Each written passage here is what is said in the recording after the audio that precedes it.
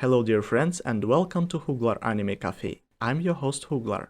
Today I would like to present to your attention an incredible story of fearless shinobi who must fight and defeat the hordes of horrible monsters on the Infernal Island Shinsenku.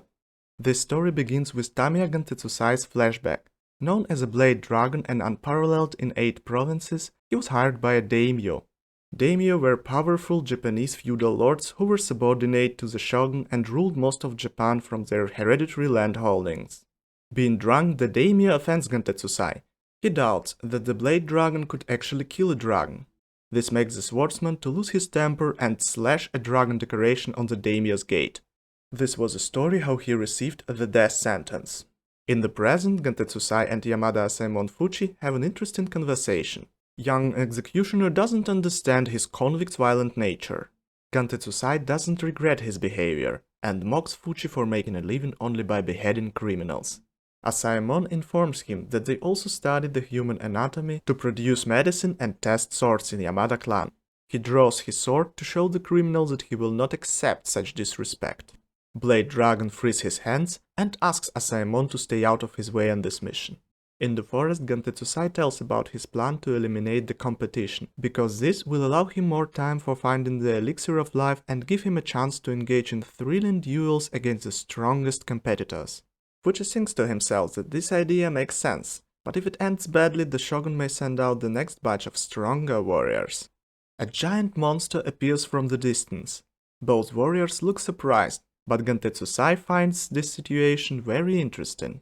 Meanwhile, Shinobi aka Ninja Gabimaru fights against a strange 6-armed fish monster. He doesn't understand what kind of creature is this, and recalls the 5th lesson from Zenin of Iwagakure about not engaging an unknown enemy. Zenin is the highest rank of ninja with greatest level of experience and skills.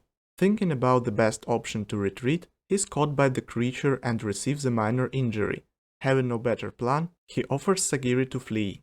However, other monsters surround them and Sagiri wonders if such creatures are real. Gabimaru decides to stop thinking and kills the monsters using his ninjutsu called Ninpo Ascetic Blaze.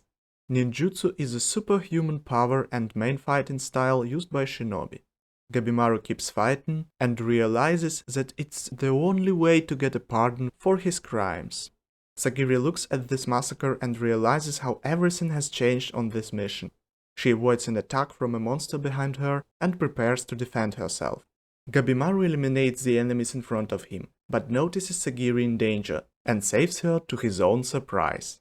The fish monster tries to catch distracted shinobi with its tentacle, but suddenly is beheaded by another Asaemon. Kunoichi aka female ninja Yuzuriha is very impressed with how Gabimaru managed to kill all of the enemies. In a short flashback, Gabimaru's wife Yui learns him to give gratitude for help. After thanking Yuzuriha for saving him, Gabimaru asks about the intentions of his new rival. Kunoichi starts flirting with him and seductively offers a partnership, but Gabimaru is strong enough to resist her Kunoichi methods and pins her to the ground. Sagiri wonders why Yuzuriha has 2 Asaemons with her. Yamada Asaemon Genji explains that his assigned criminal Maki Amuro died when he was fooled by this woman. Genji decided to watch over this Kunoichi because she was too dangerous for only one Asaemon.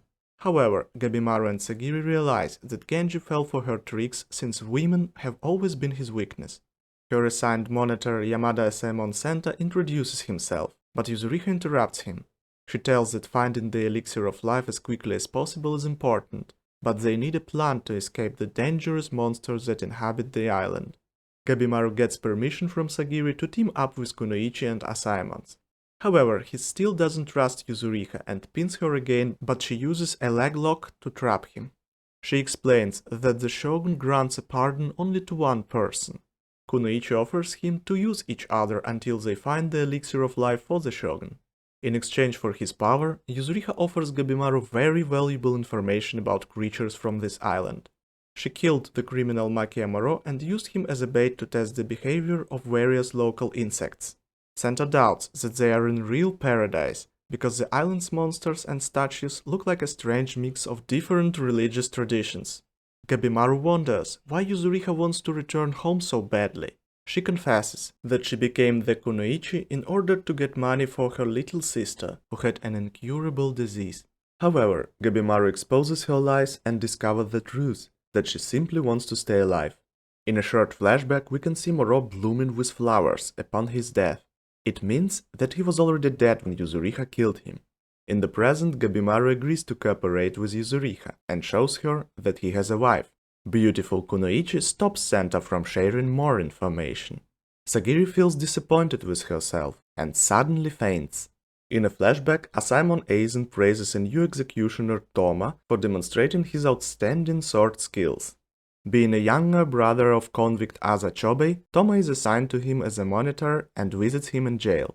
Toma tells Chobei about Shinsenkyo expedition and opportunity to get a pardon from the shogun. In the present, Toma and Chobei look at the monsters of the island. Chobei starts to fight them. His younger brother is impressed by Chobei's fast adaptation to any situation. Toma recalls their very difficult childhood. After the death of their parents, Chobei became the leader of the bandits, but he and Toma were trapped by the authorities. Chobei ordered his brother to leave and rescue him later. While killing one of the monsters, Chobei breaks his weapon and retreats with his brother.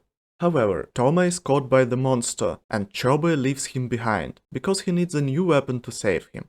Chobei is attacked by a monster who tells him that murder is a sin. Toma is terrified and begins to believe that they are in real hell.